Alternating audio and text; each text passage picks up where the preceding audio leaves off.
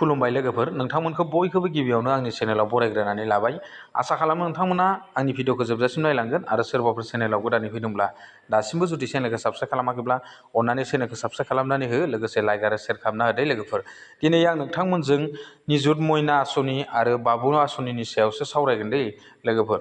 आरो गोबां स्टुडेन्टफोरानो बे निजुत मयना आरो बाबु आसनिनि फैसाखौ माब्ला मोनगोन ना मोननाय नंला बेखौ गोसोआव बिराद सोंलु जाबाय दं आरो कमेन्ट्स खालामनानै बिथांमोनाबो सोंहरदों आंनियाव आरो सोरबा बिनि सायाव आपडेट लाबो होननाबो बुंहरदों। दा बिनि सायाव आं दिनै नोंथांमोननो आपडेट लानानै फैबाय आरोना लोगोफोर। दा बेवहाय निजुत मयना आसनि आरो बाबु आसनि बे आसनिनि फैसाखौ नोंथांमोना मास मोनथाम मोनब्रैसो मोननानै गेजेराव द्रप जादों।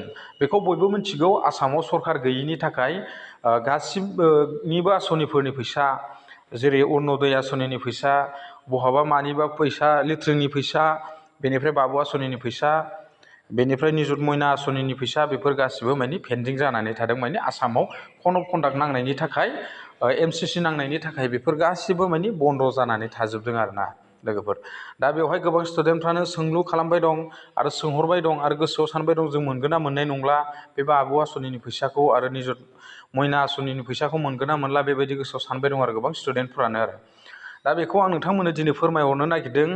बेवहाय नोंथांमोना बा जाय फरायसुलिफोरा बे बाबु आसनि आरो निजुत मयना आसनियाव माने एप्लाइ खालामनानै फैसाखौ मोनबोदोंमोन दै। दा बेवहाय सिगां समावबो बेनि फैसा सोनायखौ बा बेखौ बे आसनिखौ लाबोनाया BJP सरकारानो लाबोखादोंमोन, बा बेखौ आसामनि चिफ मिनिस्टार मामायानो बेखेवनानै होखादोंमोन बे आसनिखौ। बेनिफ्राय फिन खनसेबाव एबारबो BJP सरकारानो आसामाव देरहाफिनबावबाय। बेखौ नायोब्ला नोंथांमोननि जि बाबु आसनि आरो निजुत मयना आसनि, बे आसनिनि फैसाखौ नोंथांमोना मोनफिननो हासिगोन आरो। आसामाव BJP सरकारानो माने मामानि सरकारानो फैफिनबाय। नाथाय दा मैया दाख्लैसो जे आसामाव बिनि जि समायखिरा लानाय, गोदान सरकारनि समायखिरा लानाय, बियो जानानै थांदों। बेवहाय जेबो केबिनेट जनाय जेबो जुथुमा जाथ'वाखै, बेखायनो नोंथांमोनाव बेफोरनि फैसाया माने हाबथ'वाखै आरो। जेब्ला सरकारा केबिनेट जनानै बिनि सायाव फिन सावरायफिनगोन, अब्लानो नोंथांमोना बे बाबु आसनि आरो निजुत मयना आसनिनि जाय स्टुडेन्टफोर दङ आरोना, बिथांमोना माने बे फैसाखौ मोनफिननो हागोन आरोना लोगोफोर। आं बेखौ माने आसा खालामदों।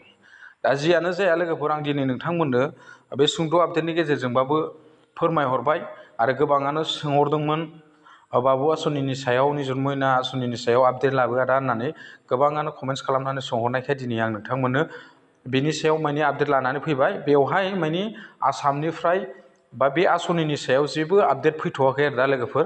आरो बेनि सायाव आसामनि chief minister doctor Himanta Biswa शर्मायाबो जेबो फोरमायनानै होआखै दै, मामायाबो। बेखायनो बेनि सायाव जेबो गोदान आपडेट गैथ'वा। अब्लाबो नोंथांमोननो माने नोंथांमोननि गोसो गुदुं जाबाय थानायखाय आं बेनि सायाव आपडेट लाबोबाय आरो कमेन्ट्स खालामनायखाय आं नोंथांमोननो दिनै फोरमायहरबाय, जाहाथे नोंथांमोना साननैसो नेथ'बावनांगोन आरो बे बाबु आसनि आरो निजुत मयना आसनिनि जि फैसा, बे फैसाखौ नोंथांमोना मोननो हागोन आरो। आं बेखिनिखौ दिनै नोंथांमोननो फोरमायबाय।